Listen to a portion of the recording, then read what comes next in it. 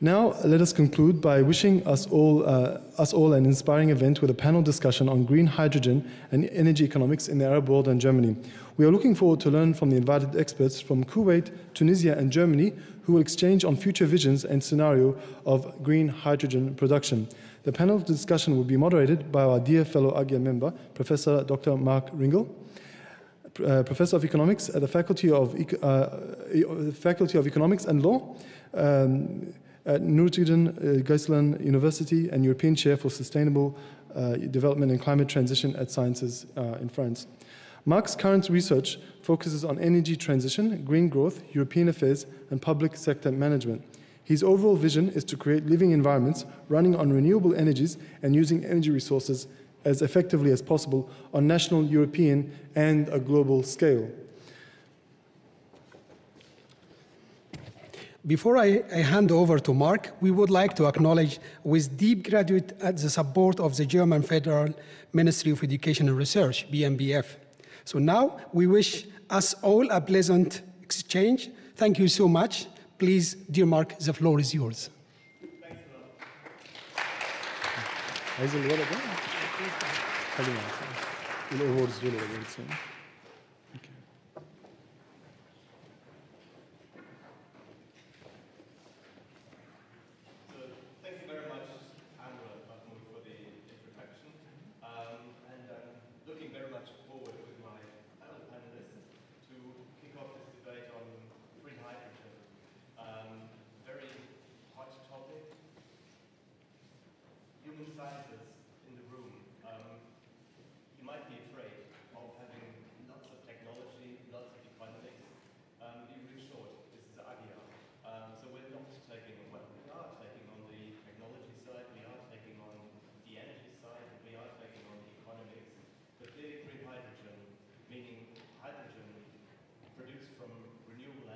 Which changes, as we've heard in your speech, which completely changes the economics of it and the economic appraisal and actually the sort of puzzle piece of global energy transformation.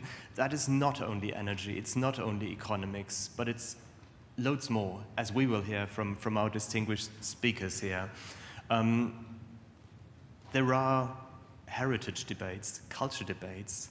From the one side, and that's very much from my experience, a European perspective, that's technology corporations, are very much a focus on technology. From the other side, NGOs, Global South, there's a huge debate on, is that green colonialism? You know, that's sort of, I mean, a massive difference in terms of appraisal. In terms of using it, where's the cooperation? Who will benefit? Where are the sort of stumbling blocks in terms of getting that on the ground? And that is just what we are going to actually develop over the next couple of minutes with our distinguished panel here. I should be sitting down actually, because that is clearly not about me, but that is all about you, the fellow colleagues here on the panel, which I'm going to introduce you, and then I will hand over for short introductory statements. So first of all, let me welcome Sara Akbar from Kuwait. Sara just came literally out of the plane to this panel debate, for which I'm extremely grateful. So she's the chairperson and CEO of OiLSERV and chair and advisory board of the American University of Kuwait. Sara is an extraordinary person, if I may say so.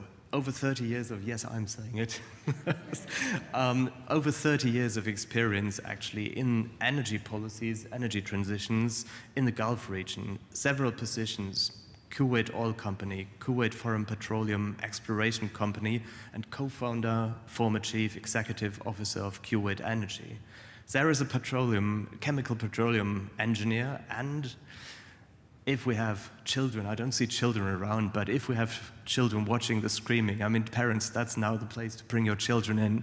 Sara's named among the top 100 most powerful Arab businesswomen of Forbes Middle East, and she is a firefighter who helped to extinguish Kuwait's oil well fires. So clearly a role model. Young girls watching, here's the model.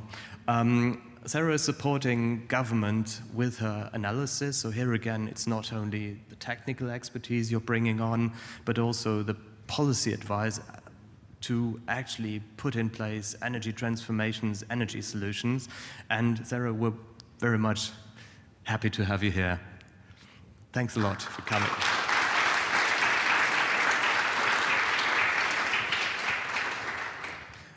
Moving over to my right, moving from Kuwait to Tunisia, let me warmly welcome Professor Dr. Chiheb Bouden. Chiheb is Dean and Professor for Energy Engineering with ENIT, that's the Tunisian École Nationale d'Ingénieurs, so the National University for Engineering. And here again, we have a personality who's, well, multifaceted, can I call it like that? You are specialized in renewable energies, energy modeling, simulation of energy systems, so very much, I mean, the classic engineering side. Energy conservation in buildings, getting it in place, but at the same time, you have a political side to your career.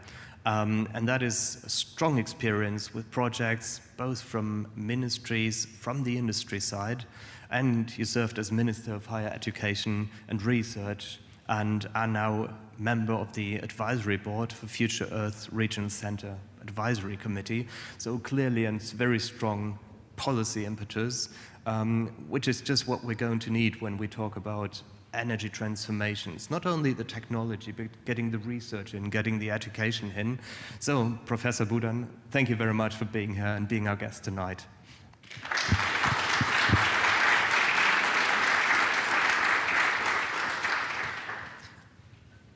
Again, at my right, moving closer physically, Berlin. Let me warmly welcome Dr. Kathrin Goldammer. Kathrin is Managing Director of the Reiner Lemoine Institute in Berlin, where a family member, Philipp Blechinger, sitting in the audience, is also AGYA member. Kathrin is Managing Director of Reiner Lemoine Institute, an institute focusing on promoting, getting in place renewable energies, really, I mean, fighting, if I can say so, with scientific means to get renewables in place. She's an expert, here again, broad personality expert in energy economics and energy technology at the same time. So here again, bringing in the technological expertise, but here again, it's always not only about technologies, but of course also about the economics of it. You know, what are the costs, what are the benefits, and that's pretty much, I mean, what your work is around. Other than that, here again, spokesperson for the energy technology cluster of Berlin and Brandenburg. So that's the local energy transition, getting the local energy transition in place, which again, as we all know, is quite mind-boggling and quite breathtaking in terms of, I mean, promises on the one side, barriers, building blocks on the others. And founding member of the initiative Women in Green Hydrogen. And I'm very curious, here again, next perspective, gender issues. Here again, so humanities, stay put. It's not about economics and technology only. And Kathrin, we're very much happy to have you here on the panel. Thanks a lot for coming.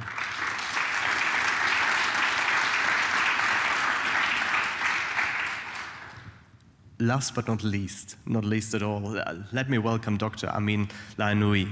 Amin is senior researcher at Forschungszentrum Jülich, leading work largely on the Green Hydrogen Atlas Africa project of mapping, but you will tell us, I think, later today, mapping projects, possibilities for cooperation, and we're very much, as AGYA and of our research group, investigating in cooperation with your group and other groups in order to survey actually green hydrogen projects, green hydrogen cooperation possibility visionings. So very happy for that cooperation. Amin is investigating in the potential with this Green Hydrogen Atlas for hydrogen cooperation between Germany and not only the MENA region, but Africa at large. So that is much broader and much more diverse again, so probably loads of more fun and loads of more insights from all parts of the world. And I think that's going down to the south of Africa included. He's an expert in technology evaluation, but here again, we've been looking for persons who are not just sort of, you know, single area focused. So here again, he's got a very strong economic perspective, but looking at environmental and social aspects as well. So to bring up the full realm, actually, of what this idea of green hydrogen is about. So that's quite broad, but I should stop talking. First of all, Amin, thank you very much for being our guest tonight. Happy to have you.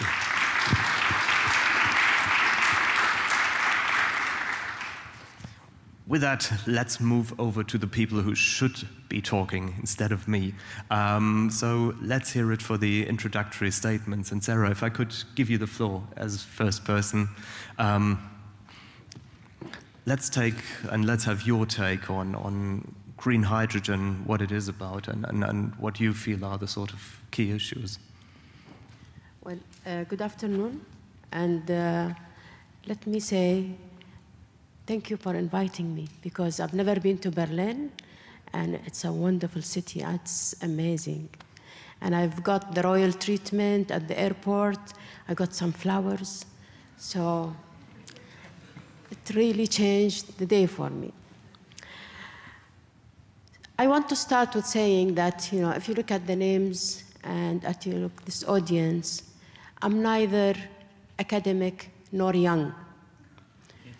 I've been in the industry, the oil and gas industry, for almost 41 years. So I'm hiding a lot of my age behind, you know, you can't see my hair. That's good. Now, talking about the energy, green hydrogen, and what I'd like to encourage you is to be colorblind when you look at hydrogen. Because coming from an oil and gas region, we are severely concerned by this color, green, gray, blue.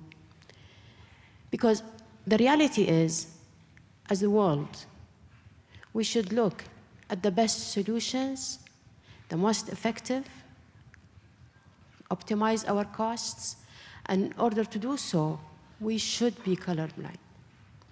As we all know today, the cost of production of green hydrogen is almost 2.5 times more than gray or blue hydrogen.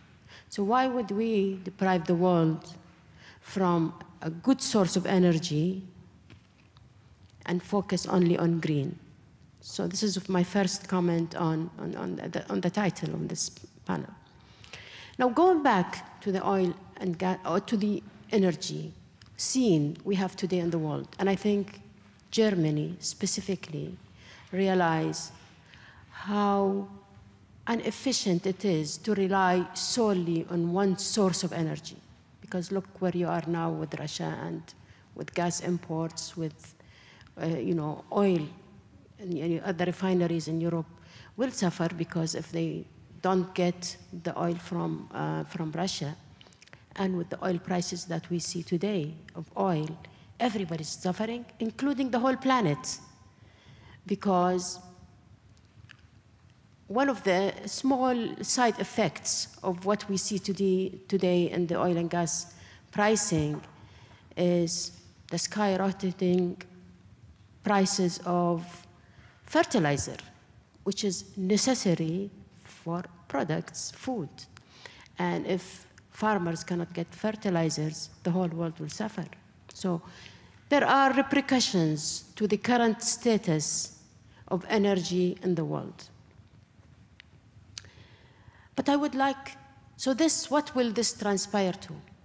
That everything that you all do is very, very necessary and essential, and it's becoming more important for us to find alternative sources of energy for the whole planet.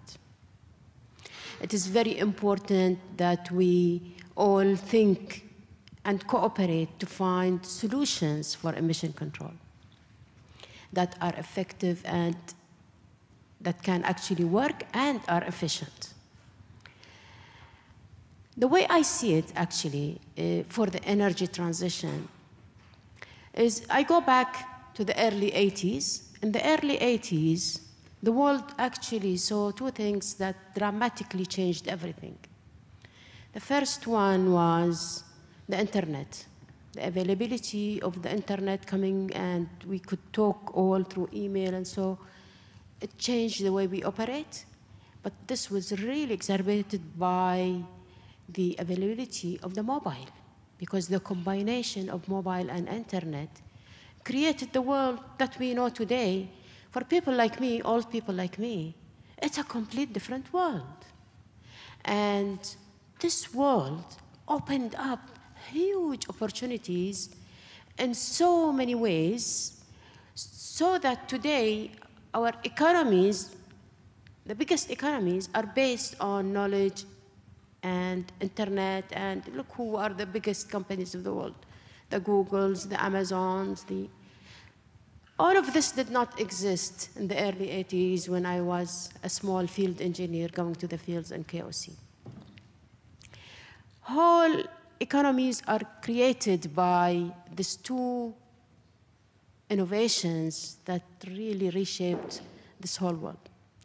Now, going back to energy, we are currently living this early 80s times for energy, because as we are moving ahead in time, there are huge opportunities in energy that are unfolding in front of our eyes that will create the new economy of the next 20, 30 years.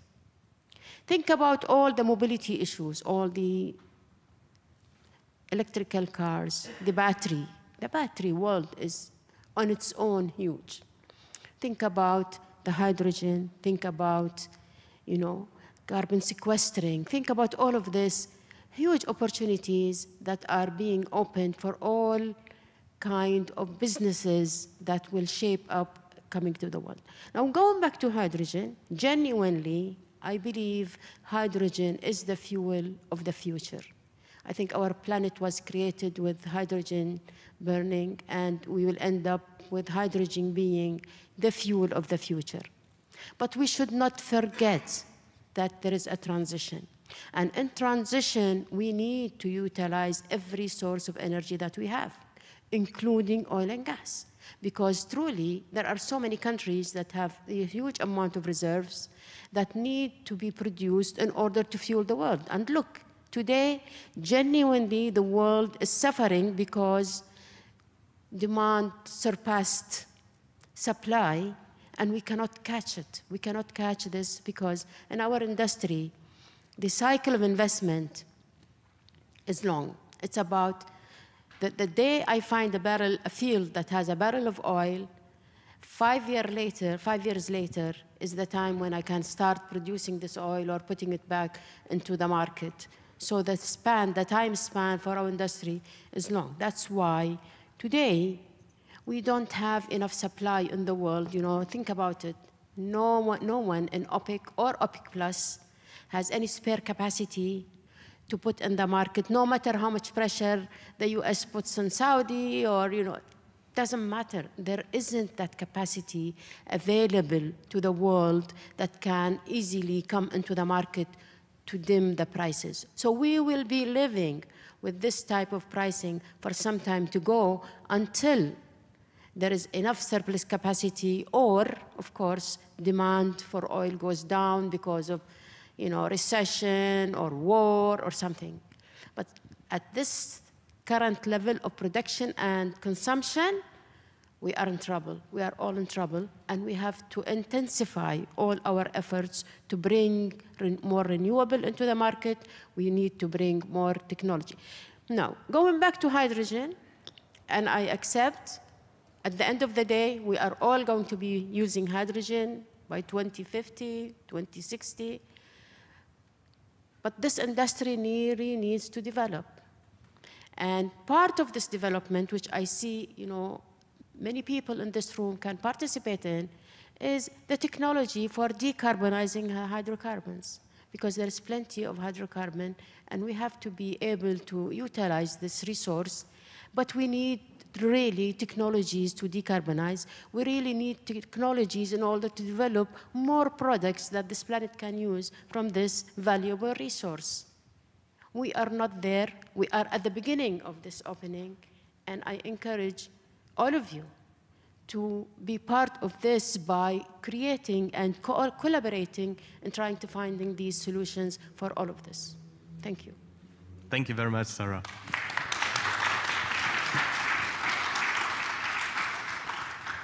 And clearly we've taken note that it's not about green hydrogen, so hydrogen produced from renewable energies, but also about grey hydrogen and other sorts produced from fossil fuels. So there's a debate, probably from a European perspective. From a German perspective, we would go for green, yes, I see. Yeah, we would go for green, I suppose. But here's a bit debate, and that's just showing how interesting it is to start the debate and lead the debate. But turning to you, Professor Bouden, what's your take? Could I ask you for your statement and your perspective and your sort of most important points on green hydrogen?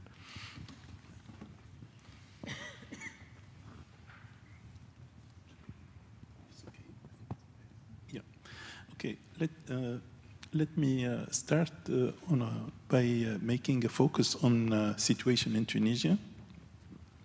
Tunisia, in Tunisia, the first discovery of oil have been found, go back to the 60s in 1966. In the beginning, when Tunisia found some oil and gas fields, then we had a good production, and even it covered all the needs of the country, and we had some exports. Of course, now the demand is increasing that much, and the production of our oil fields is decreasing. And Tunisia is a net importer of energy since 10 years now. Now the national production covers 40% of our needs. When I come to the electricity production, electricity is produced mainly from gas, at 97% coming from gas, and more than 60% of this gas is imported from Algeria. And so it is not a question only or a matter of energy, offer, but it's also a matter and question of national sovereignty, because all the gas, now 60% of the gas is coming from one country, which is Algeria, and through a unique gasoline. And so if we have any problem with this gasoline, then we will have serious problems. And so the country has developed an energy transition model and has developed some targets according to that. And so now we aim to produce 30% of our electricity from renewables by 2030. This is an objective which is a bit hard to reach, because now we have only 3% which are coming from renewables. And as you know, renewables are not dispatchable. And so the demand curve load is variable according to the hours of the day and according to the seasons. And so we need to find a way to store energy. And of course, one way of storing energy could be the pumping turbining systems, but another way could be hydrogen. And this is why we are thinking about introducing hydrogen, and particularly green hydrogen in Tunisia, because it could be a source for dispatching the excess production of renewables when we start to have a large share of renewables in Tunisia. So hydrogen is a kind of must for Tunisia. This is to balance the load curve and the offer curve of energy. Now, what to do with this hydrogen? Of course, this hydrogen could be used for, to produce again also electricity, so power to power, but mainly also to go for power to X, and then to transform this green hydrogen to other products such as methane or methanol or ammonia or other subproducts. And this is very important also for Tunisia, because at the moment, if we go to the agricultural field, you know that Tunisia is producing phosphate, And then from this phosphate, we produce fertilizers. And for the fertilizer, we are importing ammonia mainly from Ukraine. And now we come to the point. I mean, we need now to convert this ammonia, which is imported from Ukraine, to ammonia produced locally, and why not produced from green hydrogen? And this is another issue because ammonia is very important for agriculture and for our food security. So coming to green hydrogen, it's a real and serious issue in Tunisia, and there is a real will to go for green hydrogen. And of course, the network and then the framework in Tunisia is in favor of this because we have a good grid for gas distribution. But since the natural gas is in recession, also, it's a good opportunity to distribute hydrogen in this gas network and to provide gas coming from green hydrogen to population through this network. This is very important. And of course, you know that a third of the surface of Tunisia is Sahara Desert. And this Sahara Desert can be also put in contribution to produce renewable energy because there is a good potential of wind in the Sahara. There is a good potential of solar in the Sahara. And so producing green energy from the Tunisian desert, converting the excess energy into green hydrogen could be a good solution. And why not also connecting this network of gas to Europe? Because as far as you know, we have also a gas line which is crossing Tunisia, coming from Algeria and going to Italy. And so this gas line can be used also to transport hydrogen to Europe. And this is also a good challenge for Tunisia. So the green hydrogen could be a real solution to solve many problems at the same moment in Tunisia. And of course, if we go to power to X means methane or methanol, means that we need also carbon. And the carbon sequestration coming from big companies which are polluting and producing CO2 can be also a new challenge in terms of environment conservation and carbon sequestration. And so altogether, this is a real opportunity which has to be taken in Tunisia. And for the moment, we have a good plan to start with this technology. Of course, starting, we have to produce or to implement some demonstration sites, to learn on these demonstration sites, and then from these demonstration sites, we can go and expand to have real, industrial plants and to develop this technology in the country. Thank you very much.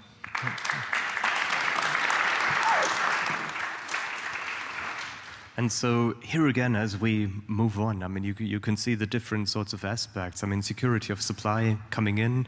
I think we know the issue of the pipeline dependence. I think we've had a similar sort of story.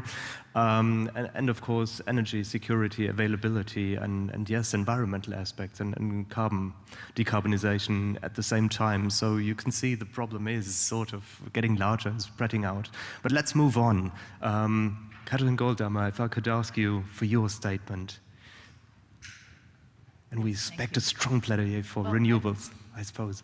I've prepared a really short statement. So maybe I can add two aspects that I just picked up. So one is, I'd also like to thank you for inviting me. I actually became aware of AGYA 5 years ago, and then I was really eager to apply, and then it turned out I was too old. So I encouraged my colleague to apply, which worked out fine, so now Philip is a member. But it's great seeing you here and having a look at the work that you do. And I really appreciate the work that we've done together. And because Sara, you mentioned the 1980s, and I just hinted at the fact that I was already there in the 1980s. I thought about my two biggest moments in the 80s. And I think the first one was Chernobyl, and the second one was the fall of the Berlin Wall. And because I I am aware that Chernobyl is being received totally differently in different parts of the world. Let me tell you my Western German perception of what happened at the time. So I lived in Western Germany at the time. I was a school kid. And there was news of a nuclear power plant that had just exploded in Chernobyl. And it ended up with kids like me not being allowed to play outside for several weeks, throwing away everything that we had in our garden, everything that was in the stores that was being produced in Germany. It's still today that if you want to go pick mushrooms in some parts of Germany, they will be radioactive. And the reason is that there was a lot of nuclear fallout, which incidentally came down on some parts of Germany. This was just by accident. They could have come down anywhere, or in the Northern Sea, or somewhere else. But the fallout, because of the rain at the time and the winds, came down in many parts of Western Germany. And I'm not sure if you're aware that there had already been an anti-nuclear movement in Western Germany that was very strong, but I think it gained a lot of momentum at the time. And I know that in many other countries, even in neighboring countries to Western Germany, like France, the situation was totally different and has always been totally different when it comes to nuclear energy. But in the part of the society that I lived in, that was the big moment. And the other one was obviously the fall of the Berlin Wall, which meant a total repositioning of geopolitics, right, at the end of the 80s. And with so many repercussions that we saw over the last few decades, and so many issues that also deal with energy right now, that I think the fact that they're all connected is for me, again and again, really interesting to see that already today, 40 years later, we're still talking about things that kind of have their origins at this time. But since I told you I also have something prepared on green hydrogen, let me tell you that I happen to be a green hydrogen advocate, so it's kind of in opposition to what you said. And I think the reason is that I'm actually an electrical engineer. So, you know, how am I even connected to hydrogen? The only way that I'm connected to hydrogen or hydrocarbons is because you can produce it from electrical energy if it's green hydrogen, right? And I think it's brilliant that you can do this. You can connect electricity to the world of hydrocarbons, to the world of chemical industries, to the world of everything you can produce or make from hydrocarbons, to the whole idea of transforming the fossil sector. I think that's a wonderful thing. But I think, for me, it comes with clear priorities. So one priority for me is direct electrification is always first, and then the use of green molecules comes second. And incidentally, for both of these things, you need green electricity. So we all come back to, when we talk about green hydrogen, to actually talking about renewable energy at some point. So green hydrogen is going to come from renewable energy. Do we have the right priority when it comes to increasing the share of renewable energy in Germany? Do we have it for the European Union? Do we have it abroad? And this is my main point whenever we talk about hydrogen, that I think we should be talking about renewable energy at least with the same dedication as we talk about green hydrogen. Thank you. Thanks a lot.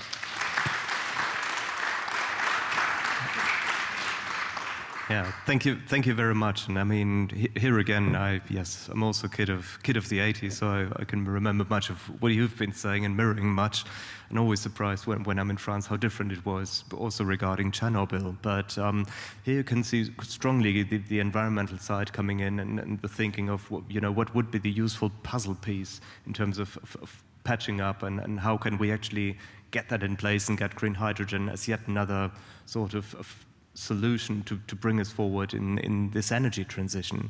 That is actually moving me over to you, Amin, in terms of finding the cooperation, matching the cooperation.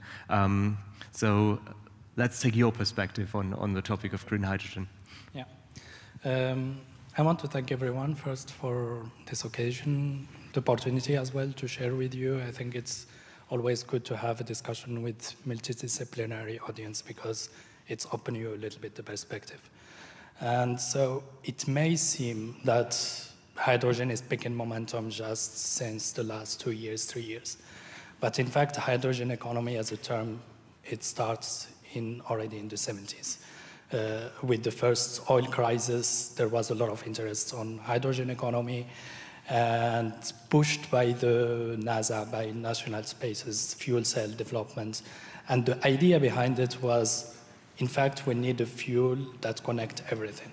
So it was the idea at the beginning, it was quite futuristic, that we will have a source of energy that we can use in our household to produce electricity and also to fuel our cars, and that was the idea. Now what changed within the last 2 years is that we are shifting a little bit the momentum. We are not talking about decentralized hydrogen. We are really looking at what hydrogen could be to decarbonize, what the role of hydrogen should be playing to decarbonize the system. So we are not talking about competition between the electrification.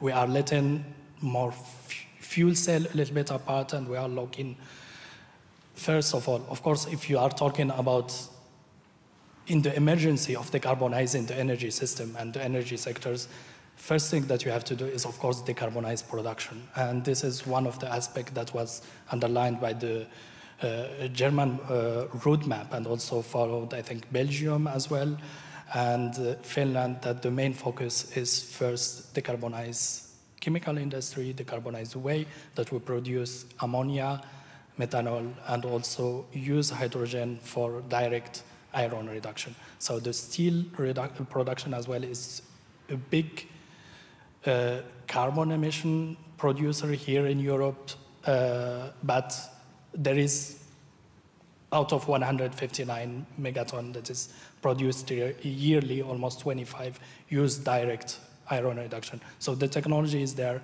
The only problem is, and there comes the color, and that's what I think the color in fact matters, because we already have the technology of producing hydrogen, of course at lower costs, using gray hydrogen, using coal, using natural gas. But the problem is to switch from gray hydrogen, decarbonized hydrogen, to produce it green, because there is an emergency, there is a climate emergency, and we have to look at other solution, how can hydrogen step in. And one solution, it could be via green hydrogen for industry, for ammonia, green ammonia. And if you look at the African case, just to give you an example about the potential of green hydrogen, it somehow all makes sense, because there is a lot of, like everything is connected. When you look at the energy, water, food, it's more makes sense when you talk about hydrogen. Green hydrogen, you're gonna use water. What is about sustainable water? What is the, if you are gonna look at the potential production in sub-Saharan Africa, for example, what is about water potential, sustainability water? There is another problem, I mentioned it, fertilizer industry that was mentioned earlier. It's used a lot of hydrogen to be produced. It has to be decarbonized. So then again, you link water, energy, and food. And it makes all sense in the African continent, North African continent, MENA region. I think there is an emergency as well to think beyond oil industry. I think hydrogen gonna play, green hydrogen, in my opinion, gonna play a big role, and there is oil industry have a big advantage because of their history, because of their knowledge to play a role on green hydrogen, and they can do that.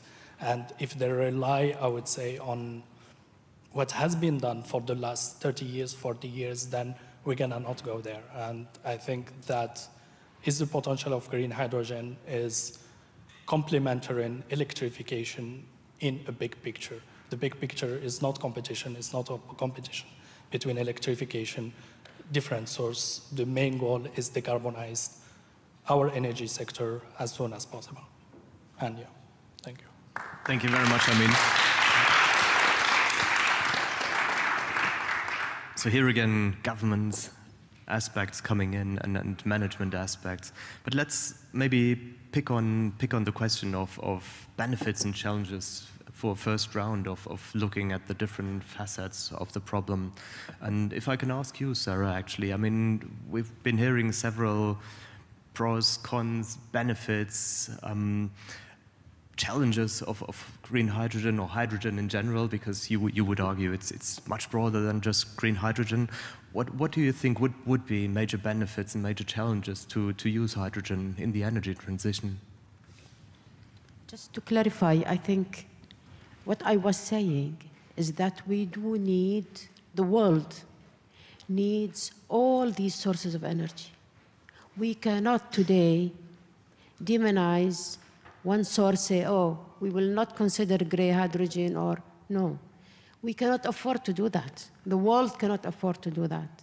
And that's why we really need to work with all the various types of energy that we have today until we arrive to the best optimal world that we want. And to me, that best optimal world is that we don't burn a single barrel of oil to generate energy.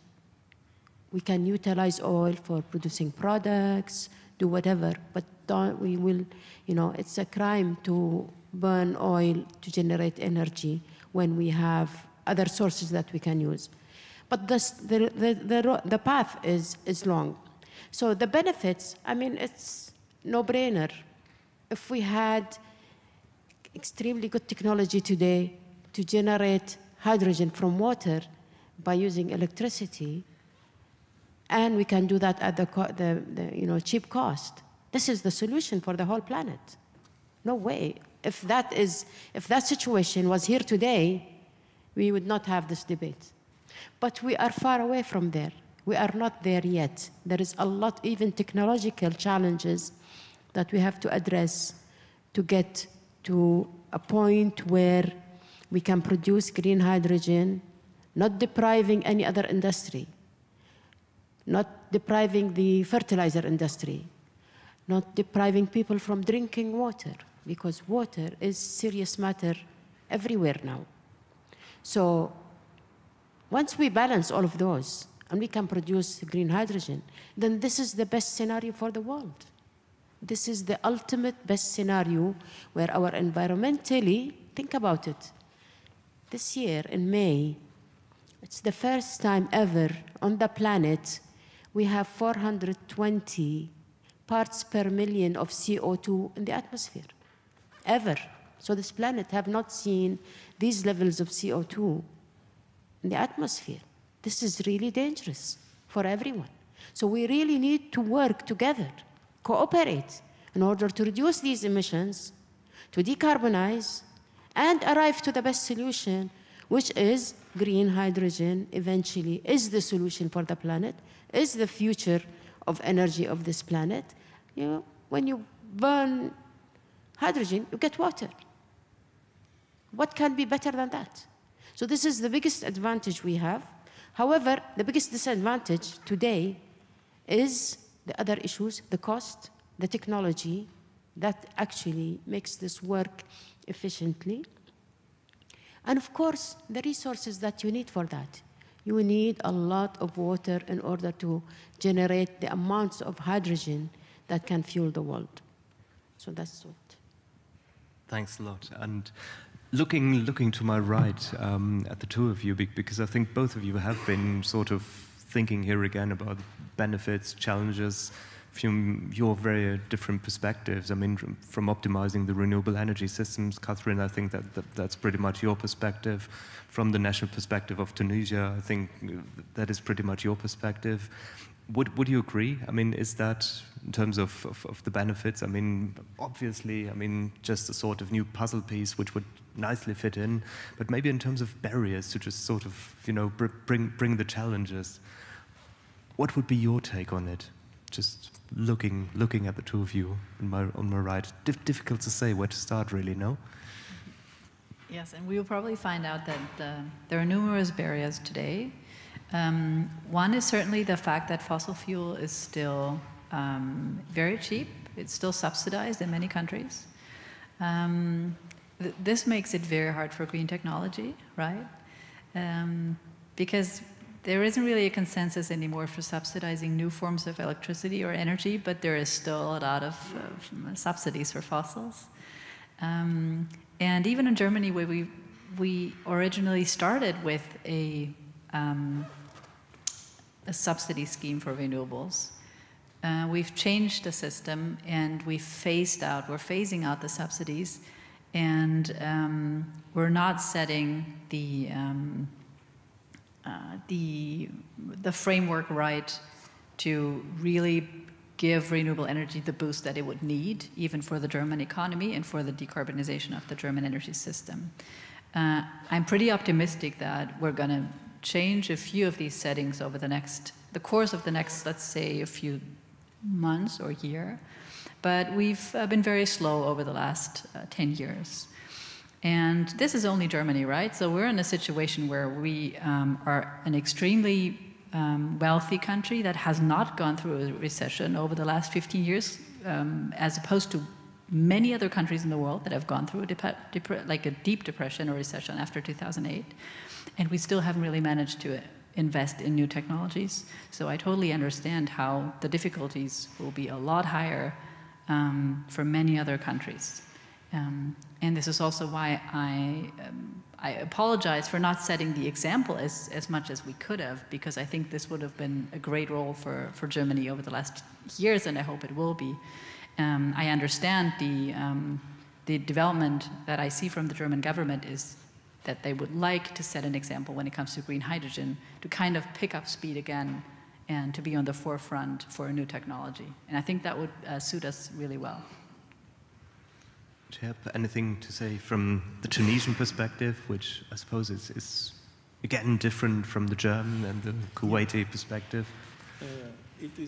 There are some similarities, because in Tunisia, all sources of energy are subsidized. Of course, the subsidy for energy is really a heavy burden for the budget of Tunisia, because now it is something like 30% of the budget. And of course, we are removing this subsidy, by steps, but the subsidy is a kind of obligation also in Tunisia, because first, the low-income population cannot afford the real price of energy. And mainly for LPG, which is used for cooking and for domestic use. And if we remove the subsidy on LPG, then people will go to cut the forests and use the wood to cook and for their domestic everyday life, heating and so on. And as you know, Tunisia is not like Europe or Germany.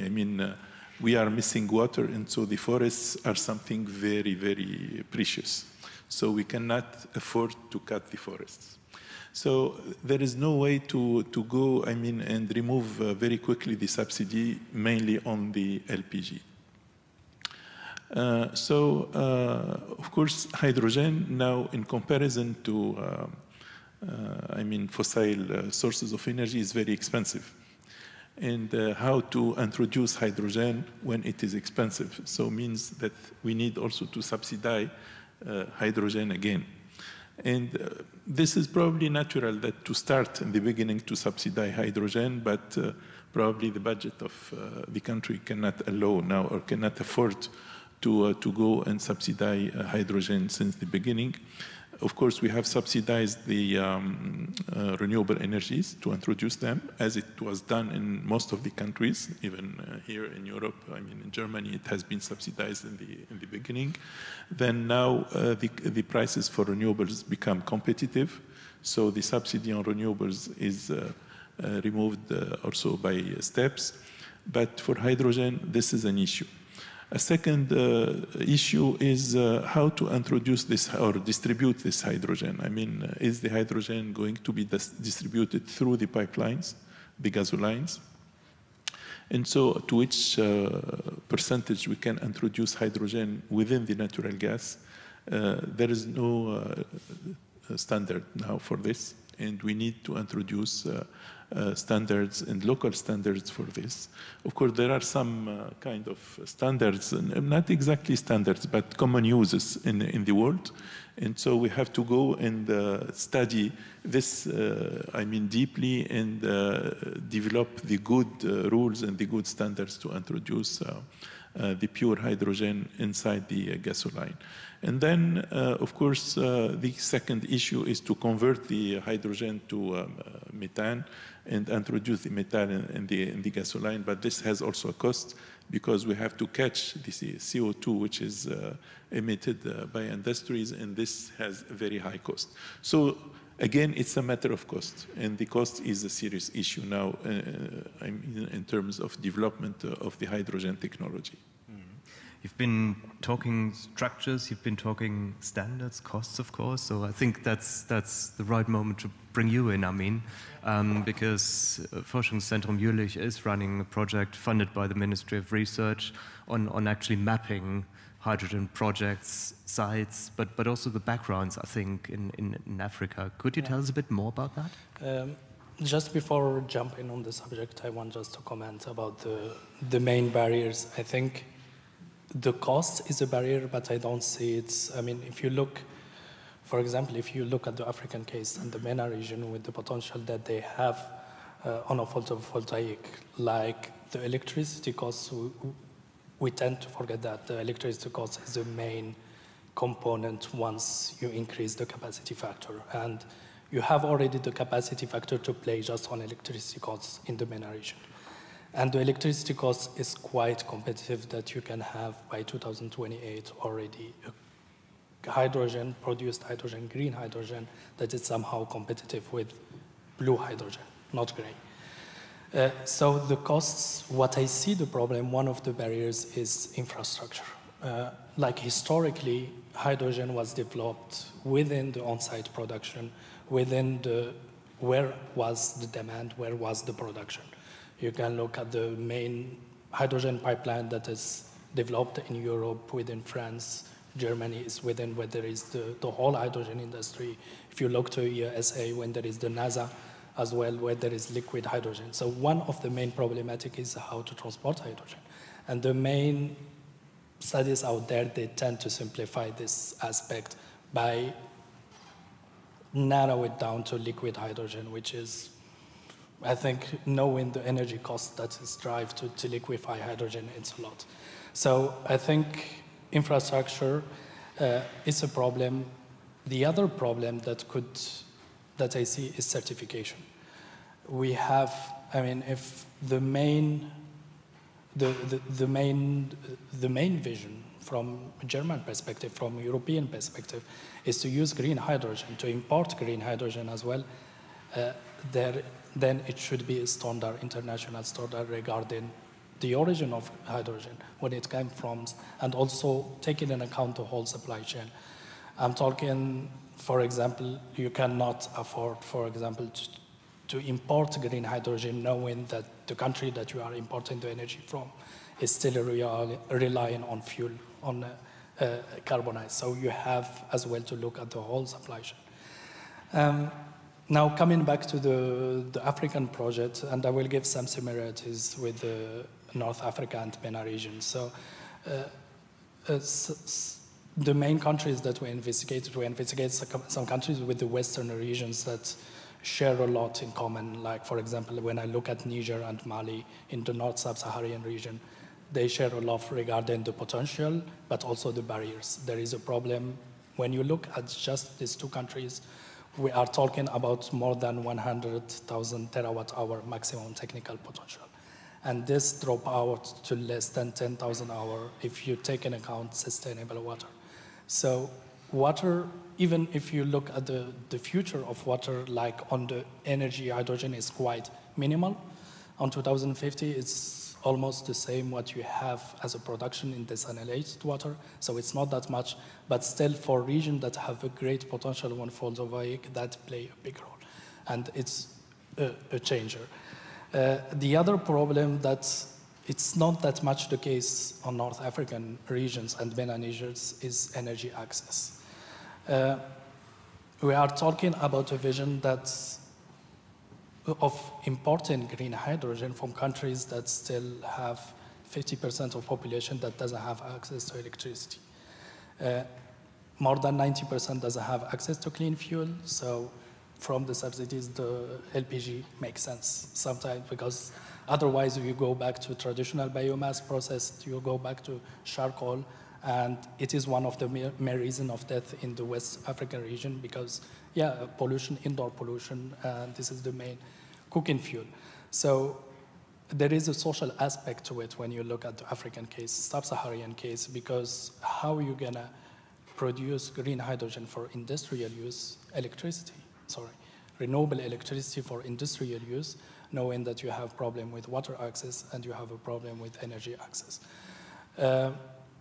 Now, it's not that a big problem, but because when you look at the technical capacity in general, you can cover as well when we run the scenarios, you can cover the demand. The problem, you have to integrate local as well from the beginning regarding the perspective, because not to go again through what happened to Desertec project, for example, when cost technically it was a success, but when it comes to social aspect, it didn't run out. So and there was because we ran some surveys within African countries, and one of the main arguments, you have to involve the population. If you want the green hydrogen succeeds, and from out of state of Germany as well, and from Europe, that African play the role that the European vision has for it, that is importing green hydrogen, then you have to integrate local population in the process. And that solves as well one of the other problems that I will not go in detail of it, is risk. Risk of investment because of uncertainties, geopolitical problems, and if you introduce local population in the process, that can as well help to solve one of these aspects. And yeah. That is also part of the mapping with the atlas in terms of looking, because I think it's quite broad, no? I mean, that's not just technical potential, but that's much more, no? Yeah, there is. So in general, we are financed by BMBF. There is a lot of groups that are within Jülich Forschungszentrum. There is ABG3, different group that look at water constraints, water problem. There is a techno-economic group that investigates the costs of hydrogen, of production in itself. We are looking at the constraints regarding energy access, so taking into account demand as well, reducing, I would say, promoting projects, not, because then again, when you look not only about energy access, but impact on local employment, if you're gonna build a green hydrogen because of the potential on a remote area without local access, then it is questionable as well. So we are looking as well to have as much impact on local population, and yeah. So here again, as we can see, I mean, it's quite interesting to see on the one side, you've got these massive, I mean, benefits, really. I mean, clearly an extra puzzle piece to the energy system, flexible, integrating renewable energies, security of supply, which we have addressed to get in. But on the other side, all these barriers. So quite a lot to sort out. Maybe taking that and taking the social aspect of inclusion as well. Let's not just stick with the status quo and say, well, there's a golden future ahead, but loads of barriers and we just need to sort it out. Let's maybe move on in a sort of second block into a bit of visioning. I mean, how could we actually create the transformation? How could we get the transformation on place? How would a transformation pathway look like?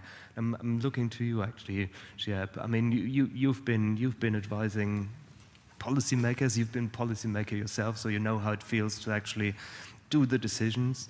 In terms of visioning a strategy or promoting a strategy, what is your field? What is your take? I mean, what should be the first steps? What are the puzzle pieces which we get into place to overcome the barriers, overcome the challenges, and really go for that additional piece in the energy system?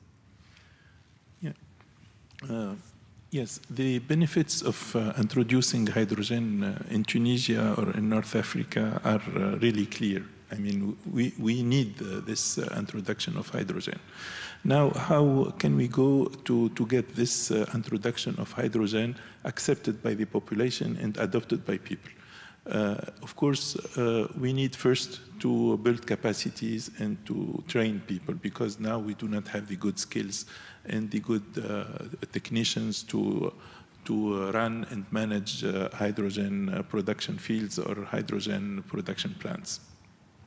This is the first issue. The second is the social acceptability. So where to implement these hydrogen sites and hydrogen production sites, and how these new production sites can give benefits to the local population. So it has to be accepted by the local population in terms of creation of employment, creation of new jobs, introduction of new technologies in the local, I mean in the locations themselves, not in the country as a whole, but in the location as itself. And so this new trend of energy production has to be accompanied by a new trend of local development and regional development. And of course, we have to think not only as importing plants and then implementing them and making people work, but also we have to create new dynamics for the economy. Means why not producing the production plants themselves, the electrolyzer or any sorts or any components of the hydrogen production. Means people have to adopt this technology because it is their own technology. So there must be a real technology transfer to them. And then, of course, we need to develop some, I mean, campaigns to promote the concept, to make people understand how it works, what are the benefits for them as opportunity for employment, but the benefits for them as, I mean, a source to protect the environment, to reduce the emissions of CO2 and so on. And for this, I think we have to start by introducing a program for the youngsters at the primary schools and secondary schools. Because the kids have the capability to adopt the new concepts very quickly. And in Tunisia, the parents are very, very concerned about the studies of their kids. And so they are following their courses every day and so on. And so the kids are introducing the concepts to the parents and will teach their parents.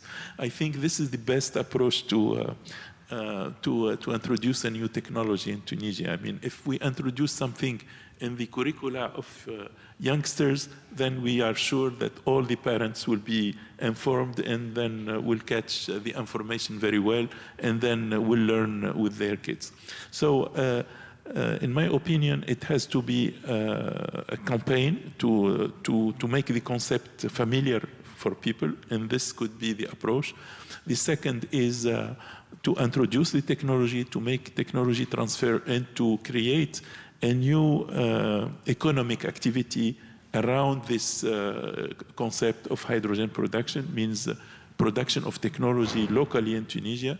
And then, of course, the production plants themselves will be also another source for employment of people. And so if people feel that this technology is giving them employment, wealth, and source of income, then it will be something that they can accept. Of course, they have to know that it is environmental friendly, that it can support the quality of their life and so on. So very much about education, employment, local benefits. Kathrin, just moving on to you. I mean, RLI has been working quite a lot in projects and turning renewable energies in place. So what's your take on the visioning and putting it in place?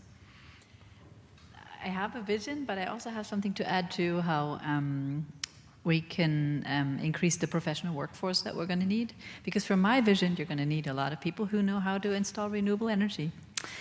Because basically, I see the future as in almost 100% renewable energy and electricity, meaning basically wind and solar, but then also a lot of offshore wind. I think that is picking up, at least for northern Europe. There is a great potential in the Baltic Sea, but also in the Northern Sea. And I'm pretty sure it's similar in other, in the oceans as well. And then I see a lot of direct electrification wherever that is possible. So in the transport sector, it will be possible, in heating and cooling. And then for everything else, I see green molecules. So in heavy duty, in planes and ships and freight, in the chemical industry. I see green molecules, and they all, as I said, are based on renewable energy as in wind and solar. When you mentioned the lack of professionals, I think that is actually one of the biggest constraints for Germany. Like, even if we set the boundary conditions right and people are investing in renewables and we find the space that we need and we're starting to put up these wind turbines, we're already at a shortage of people who can do that. So, for example, I know this is a very mundane problem, but for my own house, I've been looking for someone to install a solar PV system on my roof for 2 years now, and I'm not finding anyone who's able to do it because it's a very small house and a very small roof, and nobody's picking up the tab on this. And I would be willing to invest, right? And I even know something about renewables. I could do half the job myself, but the person that actually needs to connect it and put it up on my roof, I cannot find them. Here's a concept that I just heard about, and I think it's pretty brilliant. Someone mentioned to me that they're trying to talk to the Technical University in Berlin about something they call a micro degree. So, for example, you don't have to get a bachelor's degree in electrical engineering, which is going to take you 2 or 3 or 4 years in order to take up some of these jobs. Maybe a micro degree is something that the academic world could be interested in looking into. Something where they have a lot of knowledge that they could teach. It could be very practical, it could be very short, and it could be extremely interesting for people that are looking to enter the workforce in the future and want to do something purposeful. And maybe it could be in renewable energy with some sort of a micro degree that is actually worth something, right? Because at least in Germany, that would be extremely helpful if it could be certified, and then actually, the solar system would stay on the roof and not fall down, so. But this could be something that might have a future as well. So a micro degree that really targets these areas that are short in supply. You might have noticed, audience, that we're slightly moving away from the economics and the energy side into the social skills and the education skills. How good we have a working group on education in AGYA, and we've been working also on the energy side with accreditation. So I think that's a good moment to get you awake in the audience and ask for a first round of your takes and your questions to the panel. Education, qualification, floor is open for you to ask your questions on things that we didn't deal so far. I've got loads of more questions, but I think you should be getting active and awake. Any take from your side? Are you moving around, Vicky? I think it's Amro first, and then we... Thank you very much to the panelists. It was a very fascinating, insightful discussion, and I've learned a lot. I just want to ask a question regarding to something I've come across in the literature, is that if you read the literature on green energy and moving away from carbons and etc., you often say that within 10 years, there's often this prophetic, we're talking about since the 80s, or since the 1973 oil crisis. Basically, you often find this by the end of this decade, policymakers and academics will say that we're moving away from this, we want to move to a greener future, and we keep seeing this discourse repeated. And I don't know if this year is special, but it feels very special in a very dark way, given that we've just come out of a pandemic and there's a war to the east of Germany.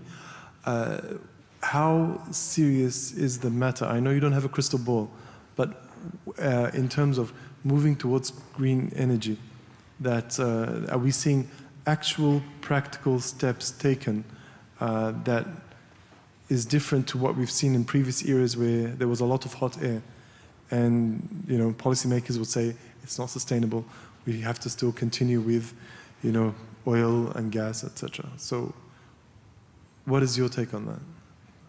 And I'm just putting it out there to anyone who wants to pick it out first. Thank you. Yes, please go ahead, Sara. Practical steps.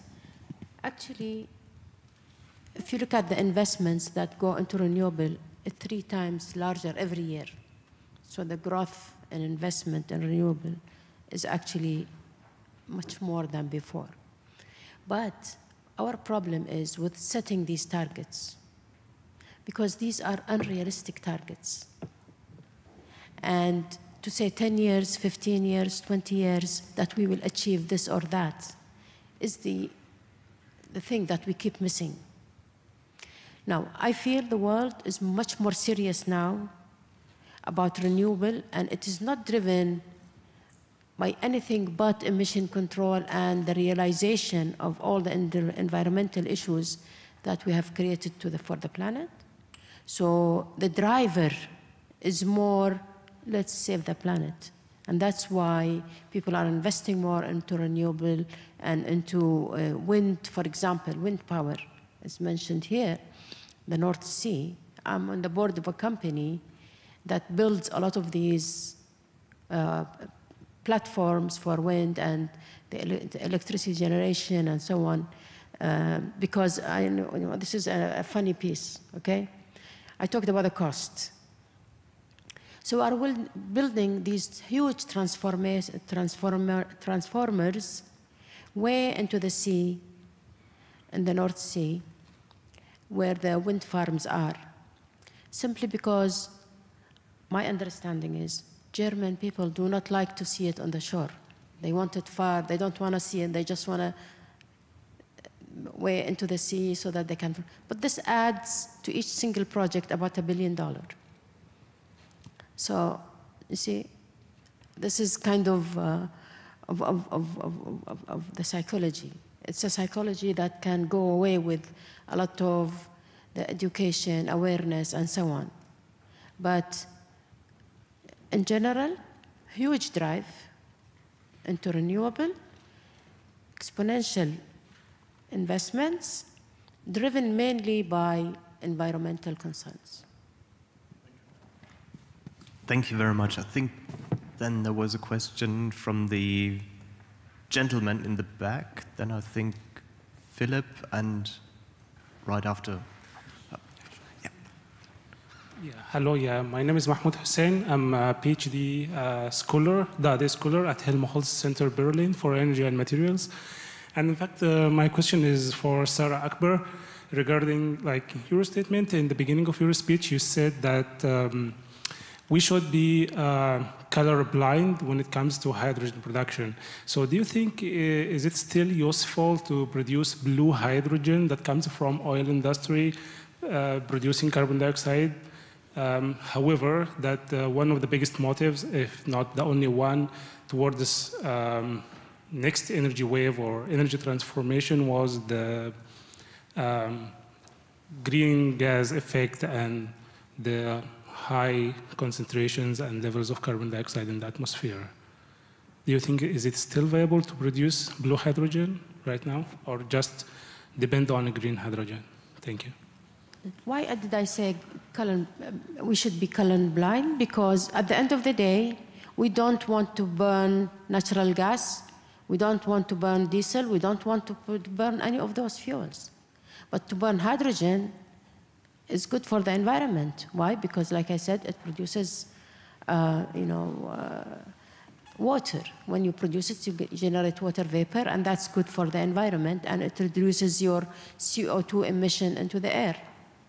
So why wouldn't it be, if we can produce, and this is the mechanism to decarbonize. So why we are so, like I said, until we are at a point where green hydrogen seriously doesn't deprive people from drinking water, or doesn't deprive people from ammonia for fertilizer, and all these other utilizations that you could have, then we should use every single resource available to us as a whole world.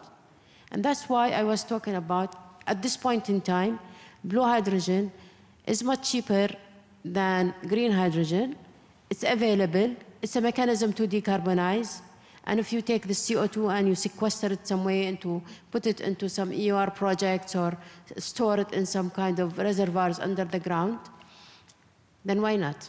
I want to come back to one point which was raised, which is very important again.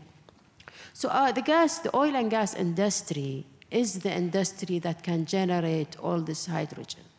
Why? Because we are the people who have the capabilities, the skills, the processes, and the knowledge on how to put together huge plants that actually operate efficiently. This is our skill sets.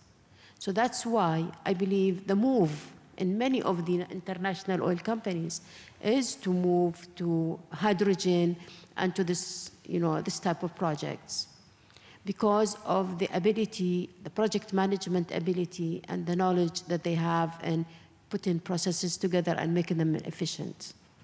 So there is this bigger, so I am not saying that the oil and gas industry will vanish, will go, no. 3 aspects for oil and gas. 1, go heavily into producing hydrogen, and I think that's the kind of thing. Secondly, decarbonize and sequester, remove a lot of the CO2 from the atmosphere and store it into the reservoirs that are depleted.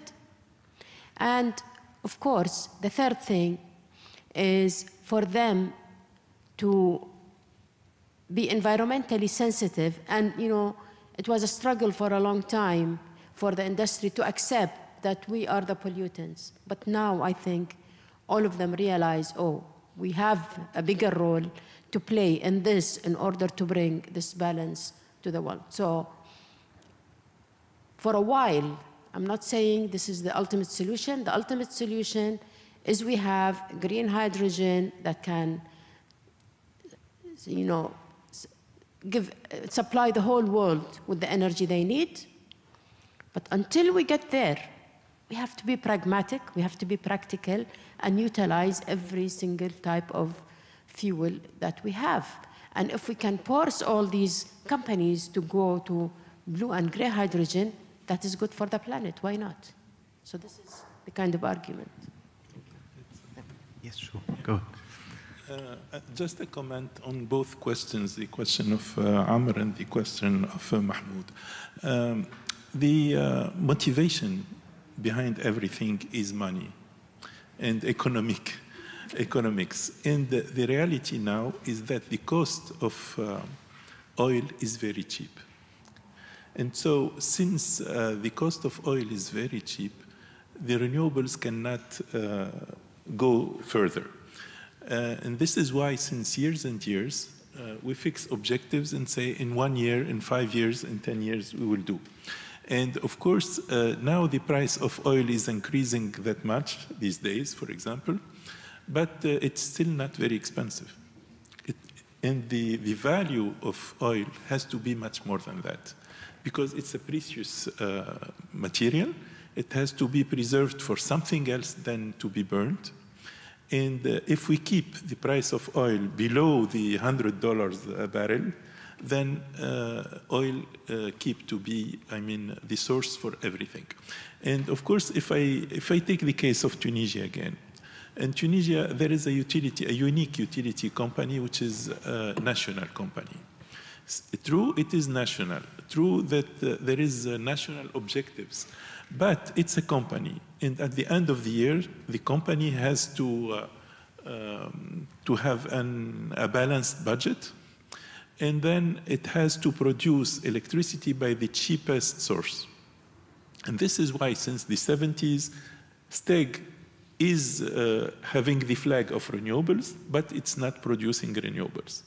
Now, when we came to the objectives of 30% by 2030, we came to the resolution of the Paris Agreement and so on. Then the prices of renewables are decreasing in everywhere. And there are also objectives of environment preservation. And because of these objectives, we are moving now towards renewables, but it's again a matter of economy. For STEG, for example, why it's not going very quickly? Because they did not take any measure to introduce renewables, and now they have the will to introduce renewables, but the network is not ready for that. They do not have a storage system. They are not interconnected with Europe and so on. And so this is a new investment to do before introducing renewables.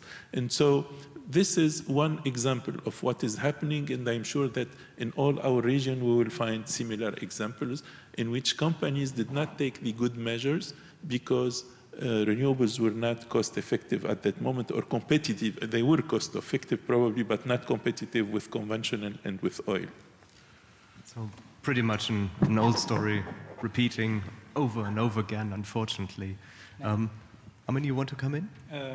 Yeah. I want just to say, like, there is a potential. I mean, the idea is not to get rid of oil and gas industry. I mean, we need them. Like, they have the knowledge through it's just to change their business model. I mean, there is, like, we are talking about green hydrogen, you need it for long-term storage. And one possibility is underground storage. You cannot imagine another industry than oil industry doing the underground storage. That comes as well for the pipeline system. One of the main problematic is transport of green hydrogen.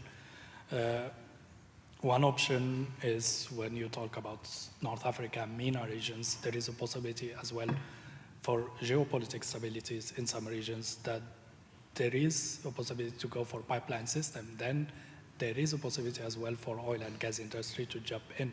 So the problem is just to switch in a business model in accordance to the need of environmental protection, I would say, and the need of a broader vision and a broader approach. Yes. If I comment, the only problem is people think that today we have stopped to invest in oil and gas, and we have today to move to all renewable. It's not doable. It's not realistic. This target is not realistic. We call it transition. In transition, we still have to produce oil and gas. We're still going to be consuming some oil and gas, but the portion of renewable should increase with the decrease of consumption of the fossil fuel. So we have time. We have to map it over time. But the way the West, Germany, all treating this is we stop now. We are not going to invest in oil and gas. Banks refuse to give the oil and gas companies money. They don't provide any funding for oil and gas companies. And if they do, it's by 10 or 12, 15% interest rate. It will kill them. But what will happen to the world if the oil companies do not invest to produce oil and gas? The oil price will go to 200, 300, and we don't have the renewable at the same time. This will have serious repercussions to the whole world. Food will be scarce because it is driven by consumption of fuel today to produce food and to move it and mobilize it, mobility. So we have to be really realistic in how do we address this issue. It is transition. We have to stage this, increasing investment in renewable, decreasing investment in oil and gas, but not stopping and putting an end to this, because this is what actually many of the banks doing at this stage. And when you ask them why, they say, oh, we're driven by our investors. And which part of the investors? Those who have the loudest voice, and they are normally green.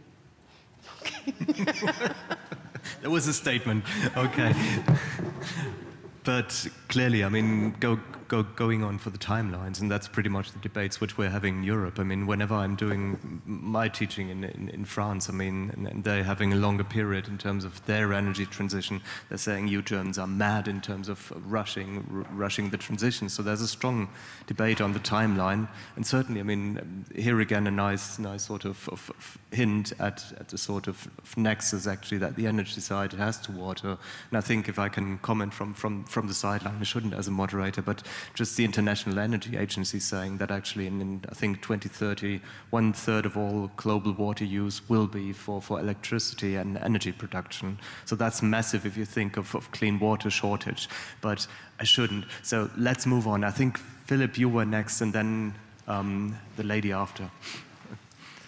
Thank you. So I'm Philip Blechinger, AGYA member, colleague of Kathrin at the Reiner Institute. I'm heading the research unit off-grid systems. We look a lot into this energy access dilemma and the energy transition in Africa. And first of all, I want to congratulate on the panel, because it's really refreshing to not only have like a German panel just saying we will have a green hydrogen future and it will work out, but to make it that international. I think this is a good reflection of what AGYA is about. And I still want to point to a thing where Sara Akbar made several statements about speed of transition. And at the same time, we now feel comfortable mentioning 2050. We're really at this green economy. But if we think about that, 2050 is right now closer than 1990, where we had the the Kyoto Protocol. And I think we don't have the time to still say the transition needs time and create additional lock-ins by investing into a fossil infrastructure. We just observed it in Germany that we framed natural gas as a bridge technology, and now we have a shortage of Russian gas, and we invest now in LNG terminals, which will be another lock-in. So my very direct question to probably all panelists, but from the German perspective, of course, I'm more interested in the Kuwait and Tunisia perspective. What needs to change that we get out of this lock-in of the fossil investments? So how can we really push and transition in your countries which work? So that's my question, and of course I also invite the German colleagues to comment on it. Thank you. Thanks a lot. Who wants to start? Maybe starting off with Tunisia, would that be good? In Tunisia, I mean, things are very clear. I mean, we are not investing anymore in conventional or in oil because our resources are really not there. And since 5 years, we did not explore new fields because we know that even if there are probably some fields, but they are very small ones and probably not competitive. So we are not in the competition of exploring now more oil. Probably something like 5 or 6 years ago, we were discussing about shale gas or shale oil, but nothing has been done in this field. And so now the orientation of the country is, of course, to keep what is running now, because we need it. We have to keep with, buying gas from Algeria and buying oil products from different countries. But the objective is to go for renewables. And we have to go for investment in renewables because this is the only solution for our country. And this is the only solution to have a real electricity mix, because now we cannot imagine an electricity production relying only on one source, which could be fossil. It has to be a real mix. Of course, in Tunisia, the idea of other sources is excluded, such as coal or nuclear. Coal because of its impact, nuclear because of its impact, and because of the size also of Tunisia, because we cannot afford to have nuclear power plants. The capacity and the demand in Tunisia cannot justify any nuclear power plant. And this is a chance that we have right now. So we do not have any solution than going for renewables. Renewables are competitive now. The kilowatt hour produced by PV or by wind is even lower than the kilowatt hour produced by gas. But we do not have the good infrastructure. The network, the grid is not ready to host something like 30 or 50% of energy or electricity coming from renewables, because to accept such amount of renewables, we have to have a balanced grid which is interconnected with neighborhood countries and interconnected with Europe. We have 4 interconnections with Algeria, but with Algeria, these interconnections cannot stabilize the network because we have the same peak hours and the same trough hours. So we cannot rely on each other to balance the trough and peaks. We have interconnection with Libya, but Libya is, the grid is not also stable, and if we open the interconnection with Libya, then all our grid will fall down. So the solution is to go for an interconnection with Europe. And there is a real project which is being in preparation since years to interconnect Tunisia to Sicily But again, Sicily is not strongly interconnected to Italy, and so it's not a strong connection. So this project, since it is there, now they are working on this project seriously. But the second objective is to go for an interconnection with Rome, probably, or any other European point, to strengthen the grid and to let the grid adopt more and more renewables. And then, if we can go for more renewables, then we can go for hydrogen. Because if the grid is not really strong, there is not a large margin to introduce renewables. So we need to strengthen the grid and then introduce renewables. Then if we have enough renewables and go for hydrogen production, then we can rely on the different forms of transportation of hydrogen or hydrogen products. It could be the pipeline, and the pipeline do exist. We have one. Probably on a future time, we have to strengthen this pipeline again. But we can also transport methanol or ammonia by boats, and this is easy. And even our harbors are ready for such kind of transformation. And so we can go for this technology. Of course, for this, we need also a lot of support, because now this is expensive. This is a heavy investment that Tunisia cannot afford by itself. And all the green sources of energy are also expensive. So to which price it could be sold? Do Europe accept to buy these energies at their real price? Because a country as Tunisia cannot subsidize this source of energy, neither for Tunisia nor for exportation. And so we have to find also the legal framework for exchanging these energies. What is the market for this energy? How it will be managed? Will this be something like a spot market as the oil, or contracts, long-term contracts? And all these aspects are serious issues in which we have to work. We need research, we need also negotiation, we need policy making for this. Thanks a lot. With regard to time, we have, I think, one question of the lady wanting to go ahead, so I would suggest to have your question and then take it on. Go ahead, please. Okay, thanks so much. Thanks for the brilliant panel. My name is Irene Weipert-Fenner, and I work at the Peace Research Institute Frankfurt. I've been working on social justice conflicts in the Middle East and North Africa for quite some time, and you brought up the issue of social acceptance already. But you also brought up the question of employment. And employment, or unemployment rather, is the biggest socioeconomic challenge in the region so far. So there's something, we could work on.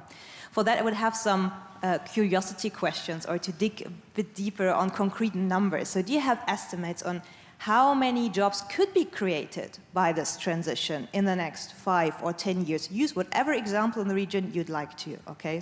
Tunisia, for example. I'm working on Tunisia as well, but whatever. Also for the mapping project, I'd be really curious to know about that. Talking about social acceptance, just one thing, when we talk about transition, also renewable energies and hydrogen production, etc., I think we should think of all the problems that come with extractivism, even if it's good energy. So think about reinvesting profits from energy production in the region where you produce it. So this is something we know from oil, right? But also from phosphate. So these are the current social conflicts in Tunisia. Keep it in mind when you design these things by now, because I think this could really help a lot. But then talking about numbers, right, about investment which is needed, and Professor Bouden, you just mentioned it. So what are we talking about in numbers? How much money should be invested?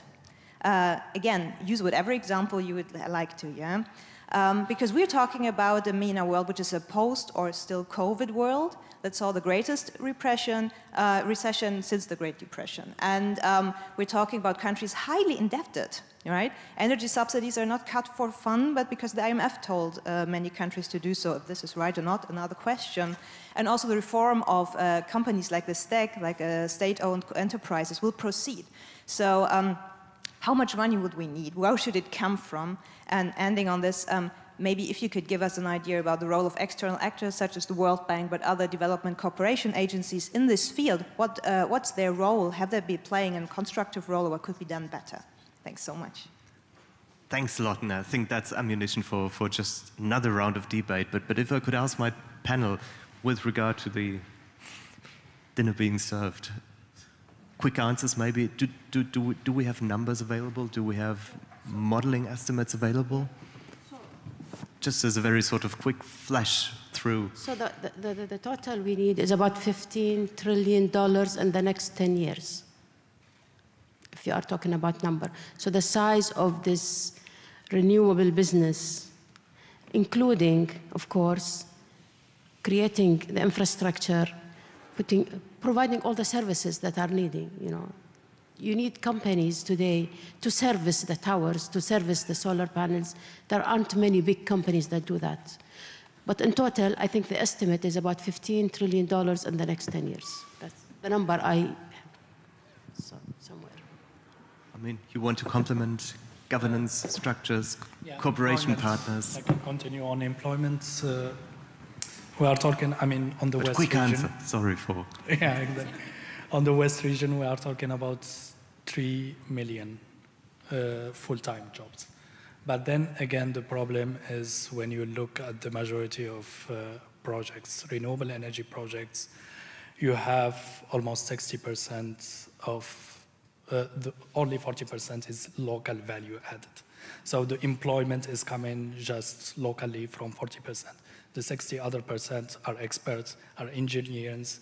So you have to take it a little bit in, so 3 billion, yes, but we are talking about only 40%. And this is one of the problems of employment in energy sector in North Africa. And I can expand it to many regions. The majority, 60%, is only coming from experts from outside of the region. So the local impact is not marginal, but not the majority. Which we need to follow up. Looking to my right, modeling estimates, sizes, no. Quite hard to answer, really, no?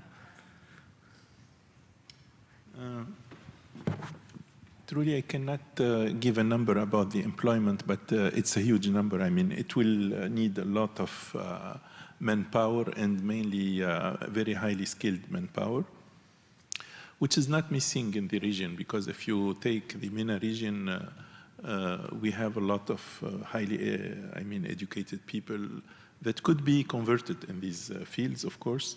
They must be trained for the new technologies, but they have the capability to get very quickly to this new technology.